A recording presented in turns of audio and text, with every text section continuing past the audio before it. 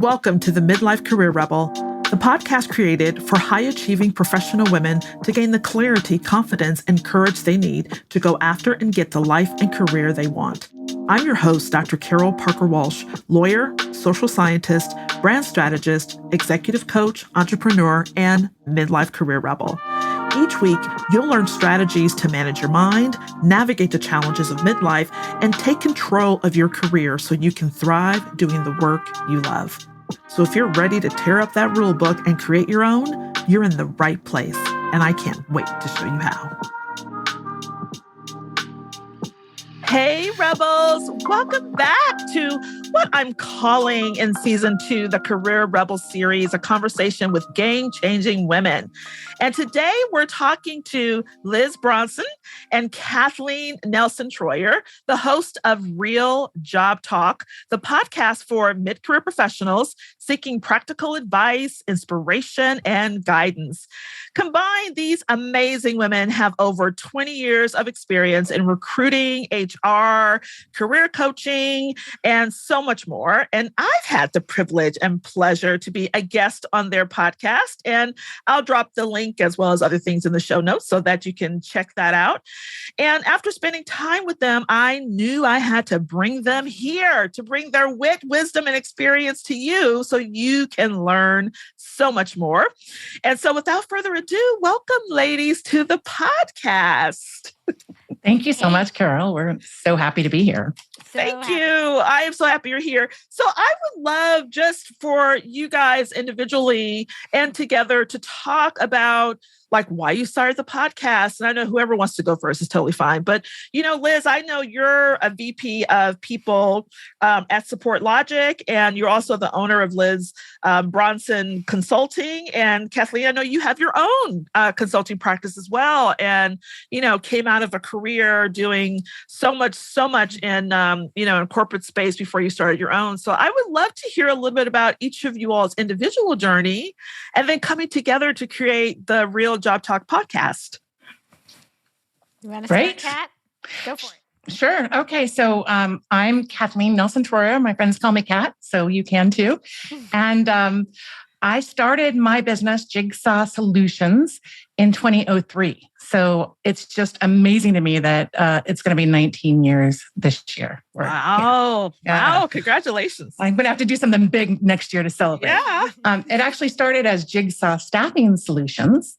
And about 5 or 6 years ago, I changed the title because I wasn't doing a lot of staffing. I'm doing much more organizational development consulting and leadership coaching and some career coaching as well.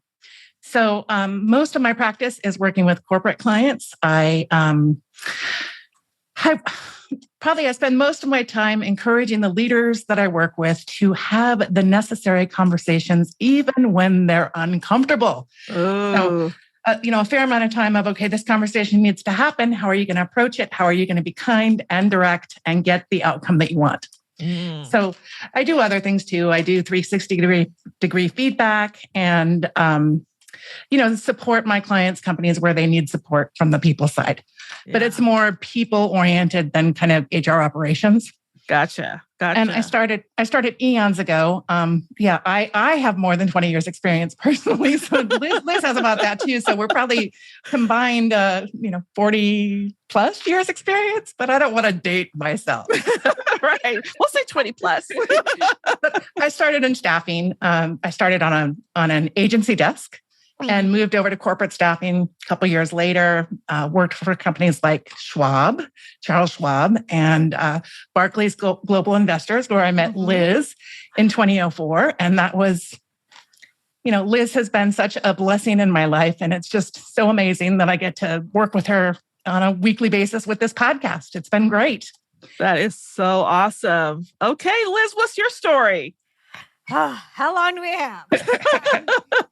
So I went to school to be an elementary school teacher. And after about 2 years of teaching, I said, gosh, people are having fun in the city of San Francisco. I'm going to try that versus getting yelled at by snotty parents. So I found HR. My first job in HR was at Barclays Global Investors, where I met my dear friend Kathleen and learned so much from her.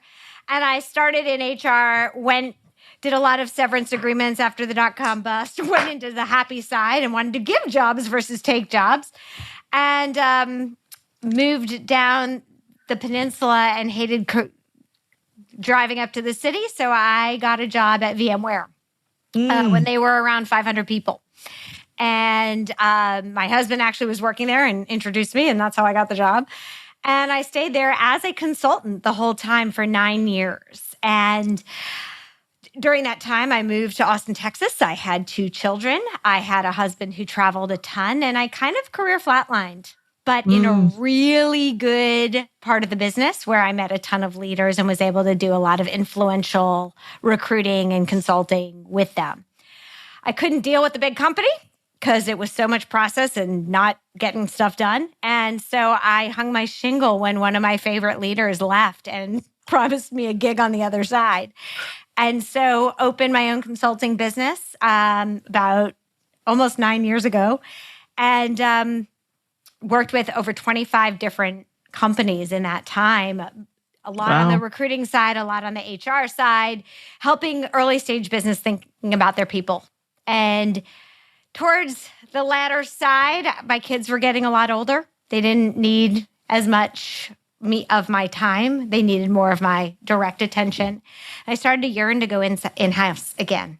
I missed being on a team. I missed being able to make decisions versus just recommend things. I miss that there'd be meetings. I'm like, why didn't you have me? Why didn't you pay me to be at that meeting? And so I started 2021.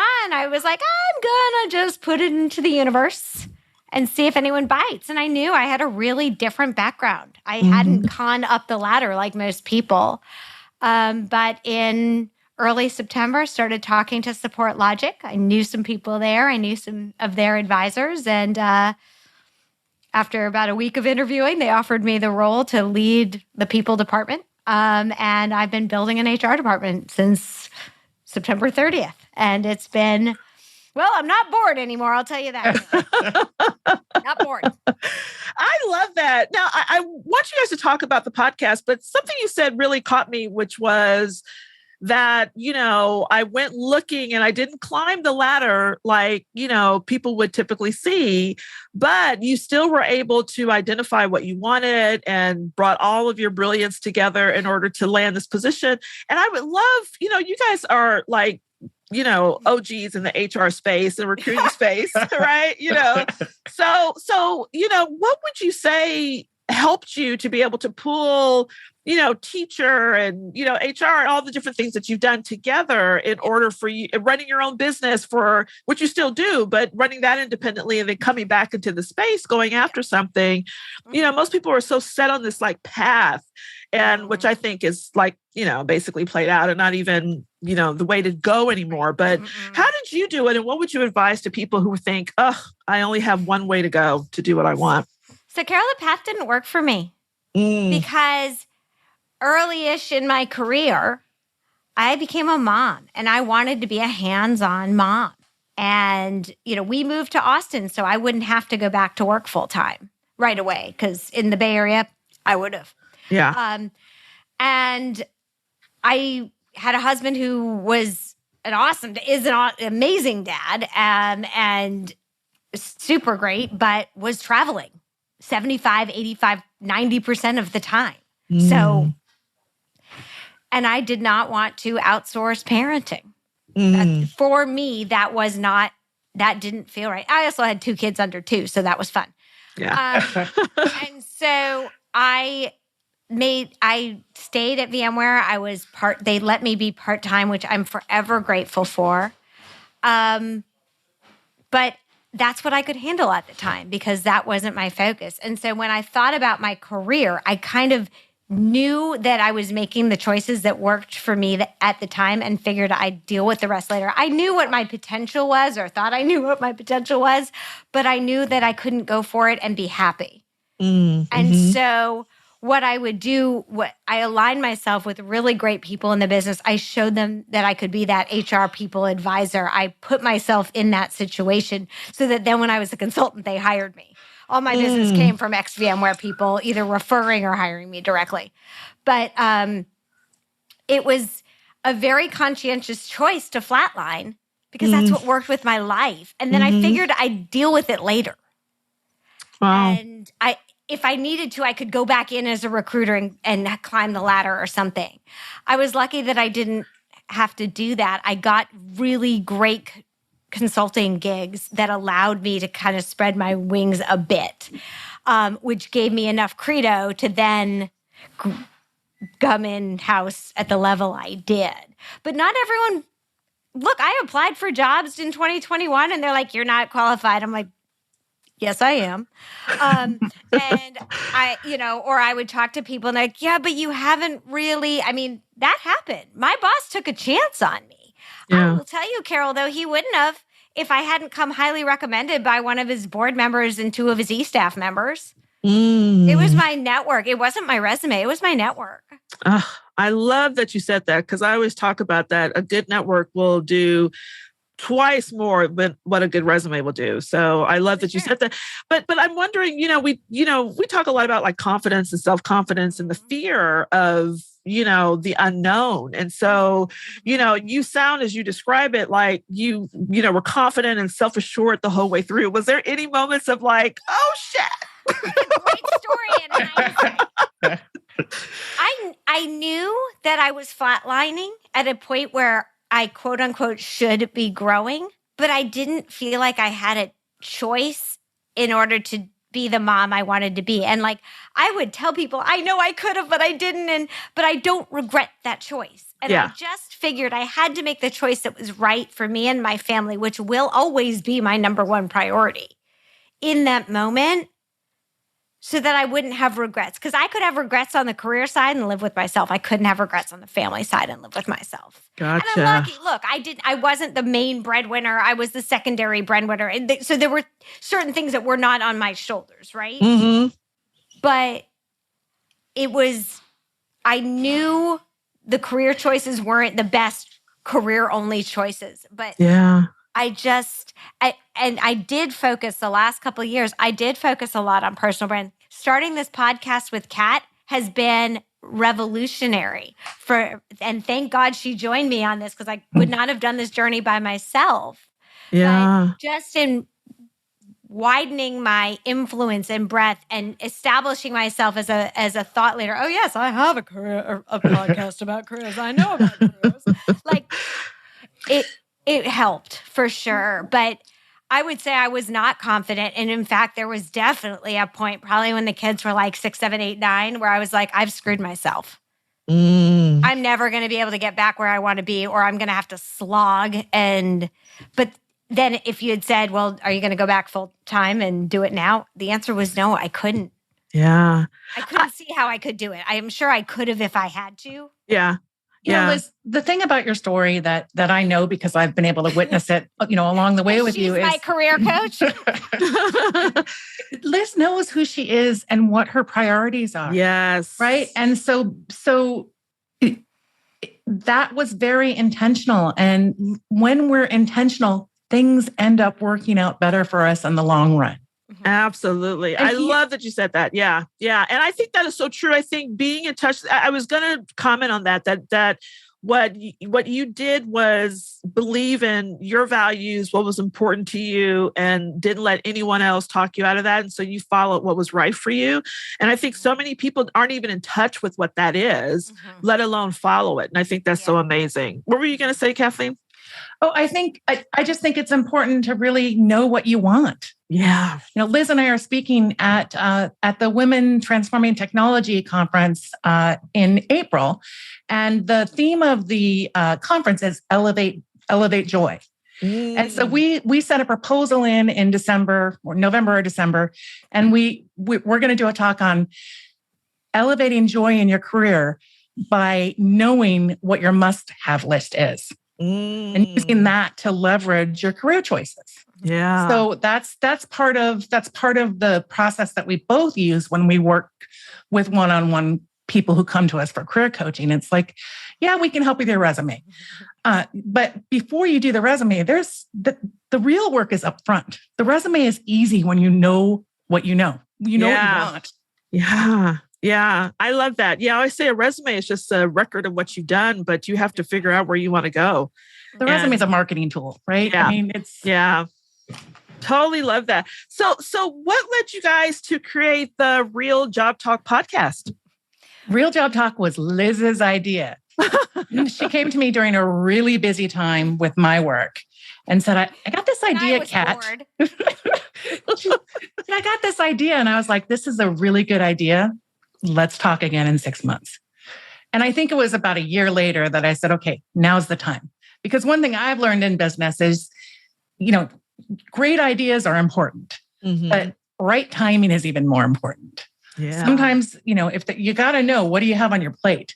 And is it the right time? Is it the right time to take a move, to make a career move? Is it the right time to launch a new project? But I think that the timing really worked for us. And I mean, the biggest bonus is getting to have more time with this lady. She's fabulous. She's one of the smartest people I know and one of the kindest people, but also gives it to you straight. Yeah. I'm going to cry. That's so awesome. That is so awesome. I love it. And so, when you talked about people really, like even your talk, finding your joy and really knowing what you want to do in your career, what would you say is like a great first step that people can take if they're struggling with that question, with trying to figure out, not only what do I want, but how do I hold my priorities and my values as more important and to follow those, when they seem to be conflicting with what I think my career should be or where I think I should go. I think that's where the must-have list just is so, so important, right? So you think about, what do I want out of my career and what do I need in my career right now? And then you kind of back out of it, right? So if you think, I really love working with customers, then that's on your must-have list. Like a job where you never talk to customers, not a good fit. And so one thing that one of our podcast guests that happens to be a friend of mine from high school, but he's always been fabulous. I have a lot of years of knowledge. He said, look at your calendar and follow your energy. Which meetings light you up and get you psyched? And which meetings drag you down and make you feel like you need a cup of coffee? And that will help you start to see which parts of my job do I love. You're going to have things that absolutely suck the life out of you. That is life. Yeah. Anyone has figured out, I would say it's 50-50. Yes. If anyone's figured out the key to life where you don't have some life suckage, please let me know. Yes. That said, you don't want it to be so skewed that you're feeling so drained all the time. You want, my CEO said it the other day, he's like, I woke up this morning so psyched to come to work. See, that's the juice, right? That's what we all want. Yeah. Yeah. I will tell you, right now, I'm doing so much good stuff and seeing impact and holy moly, I'm making that happen. I'm excited to get to my desk. Yeah. I'm working like a lunatic and I am excited to get to my desk because I'm super excited about this company we're building. Yeah. Yeah. That's awesome. But to back it up, it's about knowing what you can do and what you want in your job now. And then fleshing out, well, what kinds of jobs have that? What does that look like? So when you're clear on your must-haves, and must-haves include things like compensation. They include things like commute and personal life, ability to work at home and personal life. What do I need? What do I need in my What do I need in my personal life to be happy in my job and in my career? And what do I need in my career to be happy at home? Those are really essential questions to ask. Yeah, I love that. I always call it career life alignment, right? Yes, I mean, we talked about that when you were on our podcast. I've been, and just to know the impact that you've had on me, Carol, when I want to say work-life balance, I find myself stopping and say work-life alignment now. So thank you for that, because it is more like, balance, balance. I'm a Libra. Okay. And the Libra is the scales, right? So my life is always striving for balance and that can be exhausting. And so hearing your approach to work-life alignment made me realize, hey, who cares about striving for balance, but how about alignment? Because certain times in our life, we're going to be working more. Certain times in our life, we might, we might need to have surgery and you're going to focus on healing, or you might want to take a sabbatical, or you're raising kids, right? Yeah. Life has different seasons, and alignment means different things in those seasons. Absolutely. Absolutely. I love, the work that you all do, and the focus and the help that you have with people really trying to discover, the work that they want to do and mean to do in the world. When you work with your female clients in particular, I find that, mid-career professionals, midlife women who are experienced, smart, go-getters, sometimes struggle with asking for help, right? Sometimes they struggle with admitting that I don't know what I don't know, right? Because you get raised in a corporate environment where you have to know everything. And it's not safe to be vulnerable and say that. That's changing, but it's not that way with every corporation. It's not that way with every culture. So, so you have to kind of guard yourself and game it a little bit. But absolutely. Or even if it becomes safe, you don't trust it because you've been raised in an environment where that actually wasn't the case for you. So how do you deal with women who maybe come to you in whispers and quiet corners asking for your help, but aren't ready or feel like they're ready to commit to getting coached or to have a coaching relationship? Because one, they don't want people to know, but two, even to trust themselves to invest in the process to get the help that they need. Do you find women struggle with that? And how do you help them kind of get over that to say, come on in, it's okay. The water's fine. I think most women are supportive, right? Most women I know spend a fair amount of their times giving back to their family, giving back to their community. And we've kind of been programmed by society to not put ourselves first. So one of the things I do an introductory kind of strategy session with people, right? It's free. It's a free call where, we'll have a conversation. We'll figure out, are we a fit, right? And I always cover self-care in that conversation because I want to sense, how does this person prioritize self-care? Where are they at on that spectrum? And here's what I know about self-care. The more we can take care of ourselves and make ourselves as resilient as possible, the more impact we're going to have, the more good we're going to be able to do in the world. Yes. So I had one of the executives I've been working with for 10 years. She said to me last week, Kathleen, I'm just going to tell you right now, I don't have time to exercise. And what she meant to say, and then she went on to talk, she wanted to tell me about why. She has 3 sons. And she's almost like a managing partner for her company. She's one of the owners, and she's the one that kind of she's got that observer hat, and she just kind of sees the big picture really well. So I lean on her in my work because I know that she's going to see the picture. But I think that, saying I don't have time to exercise is, I push back on that. Because I think that exercise is really important to keep ourselves healthy. And also it's such a great stress reliever.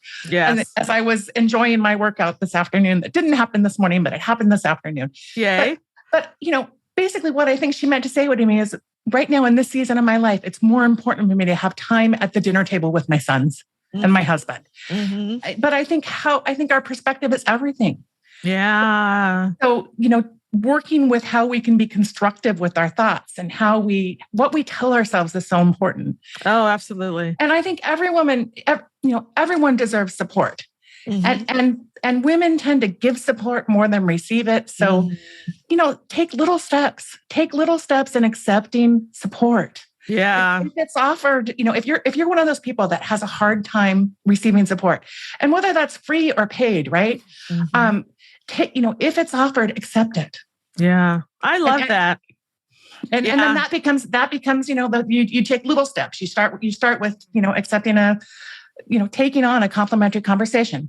If it's a fit, you consider, well, maybe I am worth it to actually get clarity. Maybe I really am worth it to have a happier life and career. I would say to tell someone to try asking for help. Like, I know it's hard. It's like that first habit changing thing, right? Okay, you're stuck. ask. I was coaching someone who works for me today, and I said to her, like, don't sit there stressing. Ask. And if I don't know, we'll figure it out together. Yeah. Especially in the remote world, we sit in our own space and we spin, right? Mm-hmm. When we're not super, super confident, we can spin. What a time suck that can be too, right? Totally. We can just say, hey, you know what? I need some clarity. I need some help. Can you help me understand this? Totally. Yeah. But there's such a stigma over asking for help. And, it's and we've internalized it like there's something wrong with us when we do. And that's where I think the misconception really comes in, go ahead. I was going to say, I would say for a woman who's having a hard time asking for help, ask a woman you respect first versus the woman who you don't trust or don't ask the person you don't trust for help because you don't ever. Trust them. It's you're way more vulnerable, right? You're like, that's super vulnerable. But like the woman, you're like, she's awesome, super kind, always tells me if I need anything, I'm going to try it. Yeah. And then you're going to get that like dopamine, like, oh, and it worked. Yeah. And so maybe you'll do it again, but be strategic and think about who you're asking. Yeah. So that it goes well. Yeah. Yeah. Sorry. I was going to say, that's one of the reasons why I love working with women in groups because you start to see that you can have support and rely on each other. And, you start getting used to, like you were saying, Liz, to asking for help and asking for support and seeing that played out so that you can implement that really in your life and in your career. Yeah. Kat, what were you going to say? Oh, I just think that, if that conversation went well, this is someone that you already trust. We talk about a board of advisors, right? A personal board of advisors, people in your life that you can turn to when you are contemplating an issue or have a problem or have a challenge. If you don't have a board of advisors, think about people that you trust and start reaching out to them and you can develop that. Yeah. And, anytime I have an issue, I have go-to people. And I cannot tell you how grateful I am for that, knowing that, okay, I don't know how to deal with this. This is a new one. Yeah. I am totally out of my comfort zone. And I know I can call Liz. And because of our trust, I can tell her exactly how it is, exactly how I feel. And she's going to remind me, she's going to give me her perspective. She's also going to remind me who I am. And in that moment when I am full of self-doubt and fear, it's quite a gift. Yeah. Yeah. I love that. That for me. Yeah. Well, and I always tell people too, like, and you should have a coach. You should get a coach. I think about, Serena Williams and, Simone Biles and, Michael Jordan and his dare, anybody that you would name, Tiger, like whoever you would name, they all have coaches because they know they will call them on their shit. They'll push them to another level. They'll take it to, in fact, I was on a coaching call today with someone and she was like, you're the only one who calls me on my shit. I'm like, yeah, because I'm not like, I love you to death, but I'm not your buddy. I'm here to help you up level. I'm here to help you meet your goals. And, I think, I used to, to kind of tiptoe around telling people to find a, to coach or something of that nature. But I'm like, no, if the greats in the world can have one, why can't you have one too? And I think the work that you ladies do with your clients to support them. Like if that's why the woman's with you for 10 years, Kat, because she's like, I need someone to help up level, someone who is not just going to be a yes man or a yes woman, but definitely someone who's going to, support me to go along the way. And so, I know it's easy from this end of this perspective because I've had my own coach, and got my own coaching, but I know when you're new into the fray, it's like a scary thing to go out there and ask for help or to say that you have somebody who's supporting you to move forward. So, or there's stigma, like a coach is like a therapist, right? And actually, I've had several disciplinary, coaches, right? Remember back in the day, all right, like a PE coach. Yes, if you got coaching, it was because you were you were not performing well and you needed to improve your performance. So I think there's a perception sometimes in the corporate space that if you have to get a coach, it means something's wrong, as opposed to I'm doing amazing. I want to take it to another level. Yeah. I think the best thing you can do to up level your career is to get support. Yeah. Yeah. 100%. And I agree love with what that. you said about groups, because I think groups, they're, I don't want to say support groups because that has all kinds of connotations, but especially like I'm doing a book group and we're reading Dare to Lead by Brene Brown. And our such a good book. So good. I know. It's our first book. We had our first meeting last week and it happened to be all women in the room. And something magical happened, Carol. And like, these are women from all around the organization. And, we're going to be starting an ERG and stuff like that. But it is like, we started to talk and support each other in ways that we've never done because we were never all in the room without the boys. Yeah. Yeah. And Liz, I love that. I know. It's so cool. So it's a really powerful thing when women are in a room supporting women. Yes. Because we're listening generally. And we want to, there's a nurturing thing that happens in women who are going to sit in that group. Probably women who aren't very nurturing and don't want to help others aren't in the group. So yeah. It's a pretty powerful thing, and utilize that to lift you up, as Kat said, and be like, look, you're awesome. Yeah, I agree. It's magic. With imposter syndrome and stuff like that in a big way. Yeah, I love that you said it's magic because I think it absolutely is. It is something that really happens in the outcome of it when you start to be around other women who can hear you, who do listen, you're not alone, who identify or understand, or, you look around and you feel so isolated usually in the corporate space, and to actually have someone who like gets it or been there, done that, it can actually give you some, not only support, but some ideas on how to, deal with it or support it, or to know someone just has your back, I think is just so amazing. Something I did that was pretty cool pre-pandemic was a couple years ago, obviously, I started this group of work-at-home moms that had kids in the schools in our area. And I threw it out to anyone. It wasn't exclusive or anything. You had to be a mom. You had to work, real work, not like MLM work, but like, job. And you had to live around here and be willing to go to lunch once a month. And it was so great to get this diverse group of women together that had this thing in common, because when you're an elementary school mom, the school will have you there 40 hours a week if you'll let them. If you say yes, they'll say, okay, can you also take this? So there's this huge like guilt complex, and that's why I started it. Like, are other people just feeling like they say no all the time and like they're a bad mom? Yeah. And it was so cool.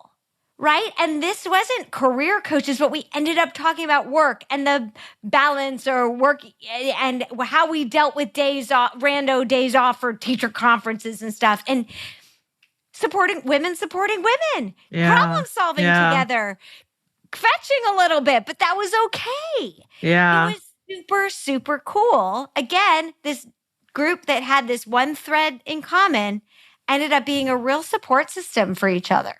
Yeah, that's so awesome. So listen, so much has changed with the pandemic and, the way that we work, obviously. And what advice would you give most mid-career professionals to position themselves for success with the changes that are happening? And I'm sure you've seen a lot of them. I mean, with your background and experience with HR, with recruiting, with corporations, and what's happening in the corporate spaces today. What would you say for mid-career, midlife professional women in particular? What should they start doing to really position themselves for success if they're looking maybe to promote or to find a different job or to totally transition out and become an entrepreneurial genius like you ladies? Like, what would you say they need to really start thinking about to position them for success? I think somewhat the same stuff, right? Like, back in the day, whether you were in the office or not, you had to show your accomplishments. You had to ask for stretch assignments. You had to let your intentions be known. I'm a salesperson, but I want to get into customer success. How can I get involved with customer success, right? Like, so you just have to be more overt about it even than ever, because you're sitting in your house thinking, gosh, I like customer success. And like nobody knows because the thought bubble does not pop up on the Zoom. So, well, thank God. Let's all be thankful that there are no thought bubbles. But so I just think you have to really use your one-on-one time with anyone you're with very intentionally so that people are clear on your goals. A decent manager, not even a great manager, a decent manager, if you say, I want this, will help you as much as they're able to get from A to B. They will not, though, guess that you want this if you don't tell them. Because mind reading, love it. Not a core competency. So love it. I think you have to be more overt. But again, before you go and say, I want this, I want that, have that must-have list really clear. Know what that job is that you're going for and make sure it hits the must-have list, or else you might find yourself in a pickle. Yeah. I think you're pretty good. I agree with everything you said. I do think that I do think that when one of the things that we've learned from the last 2 years is that the people that are able to adapt to change tend to do better. And I'm so grateful. Back in high school, we had assigned reading this book called Megatrends by John Naisbitt. And this was written in the 80s. But I was talking to a friend about this weekend, and she said, that book is still being used in universities. It's still being used in geopolitical arenas. Like, it's about figuring out what the trends are before the trends happen and positioning yourself. So it's about being forward thinking. But you can't be forward thinking until you've done some self-assessment, until you've been a little bit internal. So one of the things that I really push my mid-level clients to do is a weekly review. Okay. And so, at the end of the week, reviewing, what were my top priorities? Did I meet them? Where am I spending my time? What were my challenges? What did I do great at? What am I not happy about what I did? And then do a little postmortem with that. Yeah. Okay, if I could do that again, how would I do it differently? And so you're preparing yourself so that for the next, everything we do here on planet Earth, here as humans, is a learning opportunity, right? It's at work and it's, but so everything at work is a learning opportunity, and challenges are okay. I mean, I like to say, mistakes are okay as long as we learn from them. Yeah. And I don't know about you guys, but I learn from successes, but it's the mistakes that hook me. That's where the learning comes. Right? And that's when I really learn. So if it's a little bit painful, okay, well, that's kind of uncomfortable, but life can be uncomfortable. But the learnings that come through that stuff is where the juice is. And that's how we move ourselves forward. We don't stay doing the same thing. And adapting to change. I think I'm grateful. I'm grateful for that book so many years ago, because I've known that was the skill I needed to develop. And I look at friends, I have friends who can adapt to change and clients who are very easy with change. And there are other people that any little change on the horizon is going to stump them. And my heart goes out to them, because it's like, oh, honey. Like, if you think this is something. Well, and it's harder to have conversations with those people too, because they are so much more guarded and not comfortable being vulnerable, and being vulnerable is where the juice is. Yeah. You're right. I mean, if nothing else, these 2 leaders have taught us, there is nothing certain. And so you have to be someone who knows how to roll with it in this time. And so I could see why that is such a key. You guys just dropped some gems and some nuggets here, being adaptable and fluid, asking for what you want, knowing what you want, building that network. Those are just powerhouse, suggestions. I have one more, Carol. As Kat was talking, I'm like, oh, wait. A solutions mindset. Yes. Yes. That person who comes in like, oh, this is broken. Yeah. No one wants to work with you. No one wants to promote you. You're annoying. Yeah. Someone who comes in like, I noticed this process is a little janky. I have some ideas. Let's get some other people in the room. We'll brainstorm and come up with a focus, but let's get it started. That person. Such a different experience. Yeah. And they have the same problem, right? One's just whining and has no solutions. And the other is like problem identification, problem solution. Yeah. And yes, I made it sound simple. It's a little more complex, but it's the people who are adaptable are the ones that have really thrived in the last 2 years, Yep. but the people who come up with solutions, because we've been thrown problem after problem after problem in the last few years, and the people that can adapt and change and figure things out, they're the ones thriving and emerging as leaders. Yeah. Yeah. They also know how to say no. Oh, yeah. No is a complete sentence. Yes. Yeah. And we have to learn to say no so that we have capacity to say yes to the things that really matter, yes to the important projects. And that's a practice too. The first time you do it, it's not easy. You might need to map out the conversation beforehand, but before you know it, it becomes easier to say no. If it's not essential, if it's not on the must-have list, if it's not on your job description and it's an extra thing that's just not gonna move the needle for you, it's okay to say no. Yeah.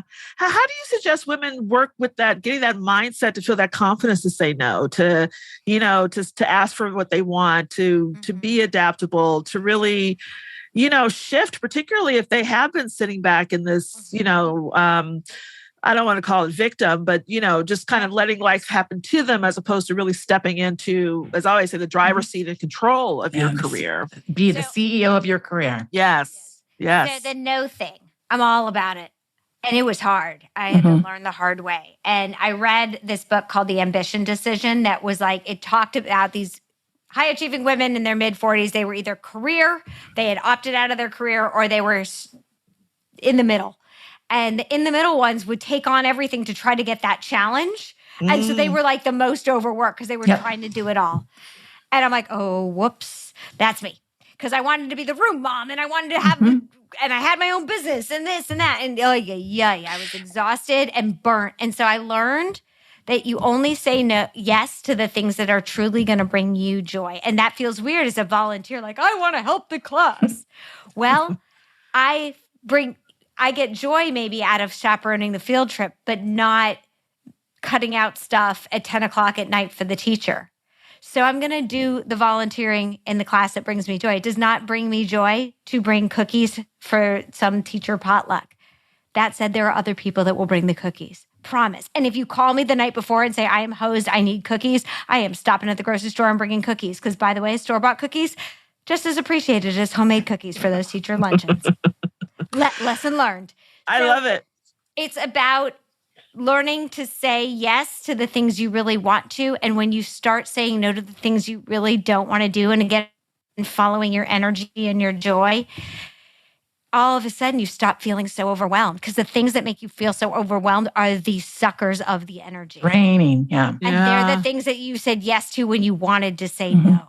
And when you say no and you're like, I'm not at that thing tonight, I'm in my sweatpants, you feel so darn good because you don't want to be there. Well, There, you still don't want to be there. And also the impact we have, right? When we are showing up present and enjoy, right? Yeah. We have a much more positive impact other than slogging through doing something, coming in with the energy like of a chicken with their head cut off, right? Just trying to do everything. That is one of the themes that I see with the people that I work with. They're just trying to do too much. It's too, the fast-paced, whether it's the fast-paced world or the fast-paced business that they're in, and they're not doing enough to take care of themselves. Yeah. So I made a decision with my business this year that I believe so strongly in some form of mindfulness practice. That if someone is not willing to practice for 2 minutes a day, I'm not going to take them on as a client. Wow. And they don't have to be perfect. Yeah. I haven't talked to you about this, Liz. No. They don't have to be perfect at it. They don't, perfect, being willing to practice may mean that you miss a day. I mean, I have a really solid morning practice. A self-proclaimed night owl is becoming a morning person after having a daily morning practice for 2 years. Like, I wake up and I got work to do. Right. Yeah. I wake up and I'm excited because what I do in my morning supports me. It fuels me. It reminds me why I'm doing what I do. Mm-hmm. And part of that is a little bit of meditation. And some days I average about 10 minutes. Some days I have a luxurious half-hour meditation. And some days I just breathe for 2 minutes. Yeah. Okay. Because we've got to clear our head. We cannot go through life. I mean, we cannot be effective and go through life with all of the stuff in our head. Yeah. In just 2 minutes of clearing that makes a huge difference. I mean, research does show that even if it's little, it makes a difference. So take a few breaths, feel your feet, and get present. I try to do that before every meeting. Yeah. Because if I can show up present without all the other stuff going on, just be here now, I know I can be more effective. Absolutely. Oh, that is so awesome. Yeah. I always say this work, it's an inner and outer game, right? You got to work on the inside stuff to get to the outside stuff, or to make the outside stuff even effective at all. Like, you have to do that.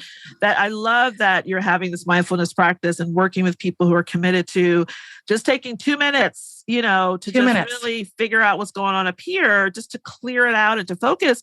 Because we live in a society, we live in this fast food society that always wants to go, without us actually, and do, right? Always moving into action and not taking any thoughtful mindfulness action, that we really should do. So I love that you're doing that. That's amazing. Thank you. Amazing. It's been really, really helpful to me personally. Yeah. And that's why I believe in it so much. Yeah. And I think that's the ticket to a lot of the strategies that you gave already, right? If you can engage into some mindfulness practice, you can learn how to say no. You can, because you start listening to yourself and hearing yourself so that you can, take ownership for yourself, which I love. But also, like, mindfulness and having a practice does not equate being a navel gazer, right? Yeah. You can do all of that stuff, and it's fabulous, but and it will support you. But if you are not doing the external steps, taking the steps, it's a combination of both, right? A little bit, maybe a little bit of mindset, maybe a little bit of woo, whatever works to connect you with something bigger than yourself, to connect you with why you are here and why you're doing what you're doing. You need that. But, if you're only focused on that, good luck. Yeah. Because you got to take steps to move yourself forward. Absolutely. Absolutely. Love it. So listen, I have one final question, so I love to ask people this because, it's the name of the podcast. So tell me, what does being a career rebel mean to you? Okay, I'll go. I mean, now that I'm where I felt like for years I would say I could be that, but I've decided not to.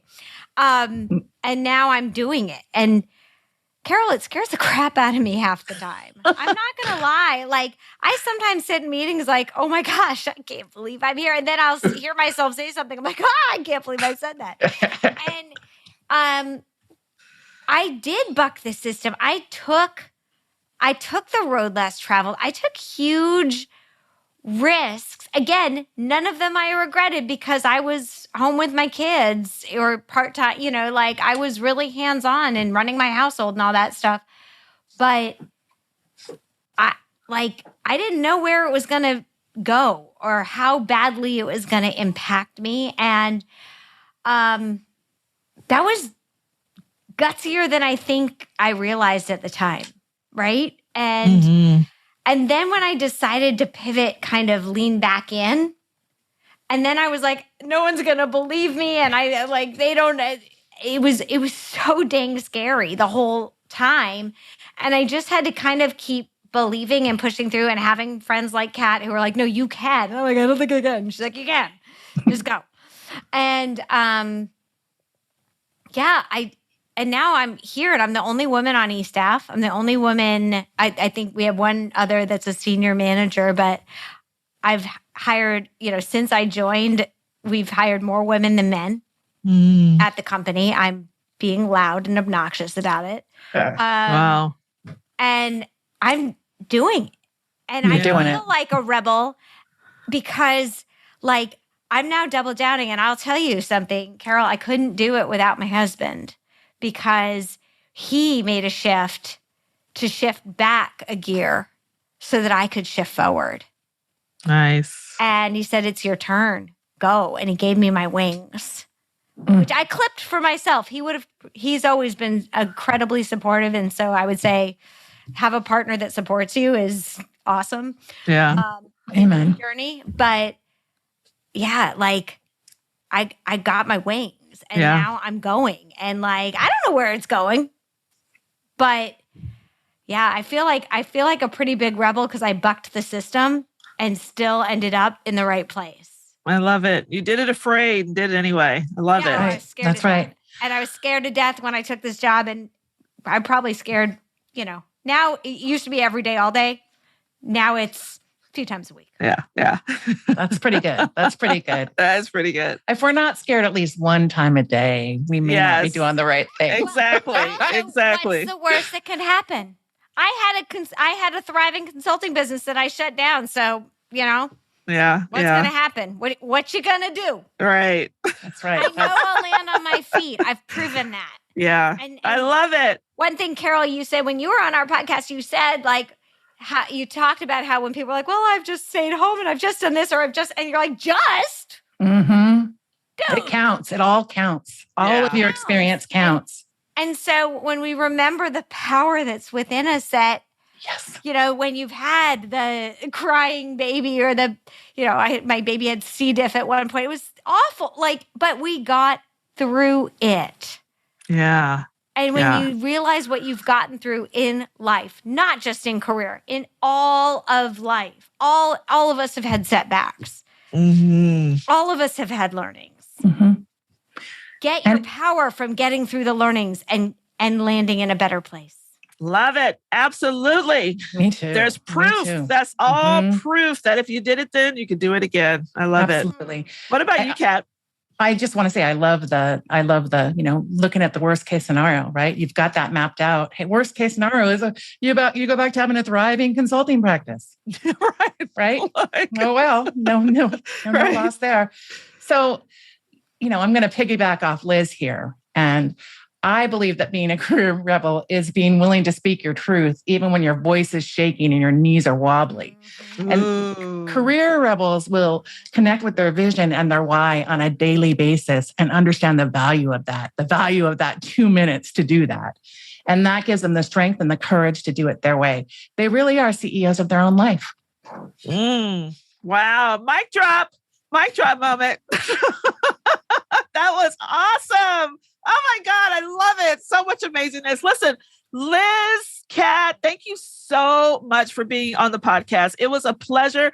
You all have just dropped so much amazing wisdom and knowledge of your own experience, your experience with your clients, and, just as being rebel and game-changing women yourself, it's just been absolutely amazing. So thank you so much for being here. Oh, thank you so much for inviting us. What a fun night. Yes, thanks for having us, Karen. Yes, absolutely. Okay. That's all I have for you today, Rebels. If you love this episode, share with others and who will benefit from this. All these amazing nuggets and insights that you got today definitely need to be heard by other people. Also, don't forget to subscribe and leave a comment and review. We will make sure that all the information, so you can find out more information about the Real Job Talk podcast and more about what Liz and Kat are doing. We'll make sure those are in the show notes as well. And until next time, have an amazingly rebellious week. See you next time.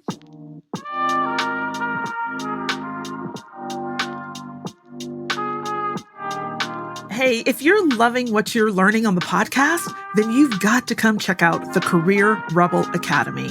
It's where you'll get the individual help and support you need applying the concepts and strategies you're learning here and so much more. You'll be joined by a community of other rebels just like you, and I'll be there as your guide every step of the way. If you're genuinely looking to change the course of your life and career, I promise you, this is the place you'll want to be. Just go to www.carolparkerwalsh.com/career-rebel-academy. I can't wait to see you there.